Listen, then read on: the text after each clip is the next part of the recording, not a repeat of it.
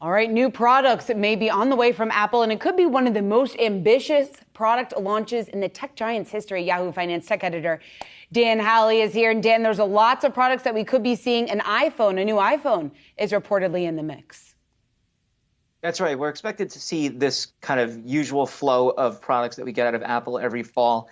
But there should be some additional ones coming in 2023. Now, this is according to Bloomberg's Mark Gurman, who, as I said before, I guess lives inside of the walls of Tim Cook's home just to, get this kind of stuff. But we're looking at, obviously, the iPhone 14. Those will roll out.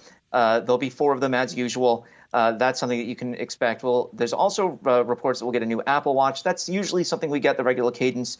Every year they roll out a new iPhone and a new Apple Watch. They'll have upgrades to things like the camera, the displays. There's been talk about a rugged version of the Apple Watch coming, as well as different technologies that may be added to it for health tracking. So those are some of the most, I think, anticipated items from consumers, just because it's the iPhone and the Apple Watch, and at least I get stoked about those. But then we're also expected to see perhaps Apple's next generation chip, the M3. They just announced the M2 this year at their WWDC event, their Worldwide Developers Conference. The M2 is, of course, the successor to their M1. This is all their original in-house silicon.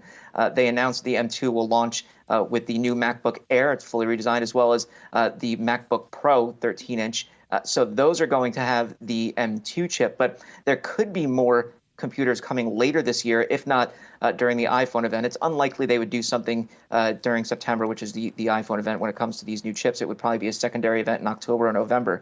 But you can expect there to be perhaps this M3 chip, which you would think would provide a significant power boost over the M2 and M1. The fact that Apple has now, or will have at that point, 3 chips of its own really says a lot to how much they've put into as far as investing goes. And as far as sticking it to Intel, which they've abandoned in favor of their own silicon, and saying, look, not only have we done this successfully with consumers buying our goods, but we're already advancing each year with new generations of these chips, and we're building out the power of them. So it'll be really interesting. And then, of course, the other topic is their headset, which we could end up seeing in 2023, perhaps maybe the end of this year, 2022.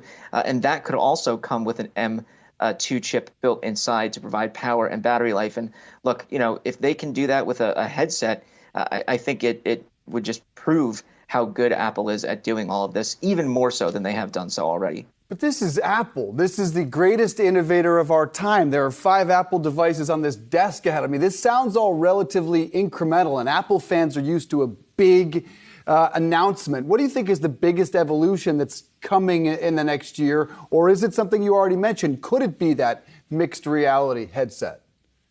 It could be the headset.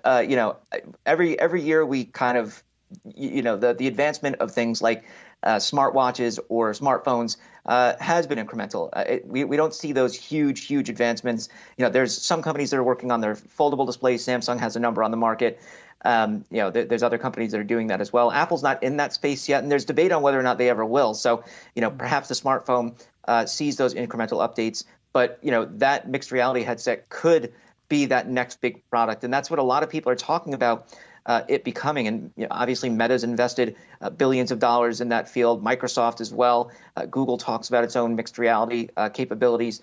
Different gaming companies are in there, NVIDIA as well. But, I think Apple really could be the company that takes off as far as consumers go, because, they are Apple, and they are known for putting out products that people frankly want. Whether or not we'll be on the subways and you see people with their headsets on the same way you see them with their AirPods in, I think that remains to be seen. But we could start to see something percolating from them as soon as perhaps the end of this year, the beginning of next year.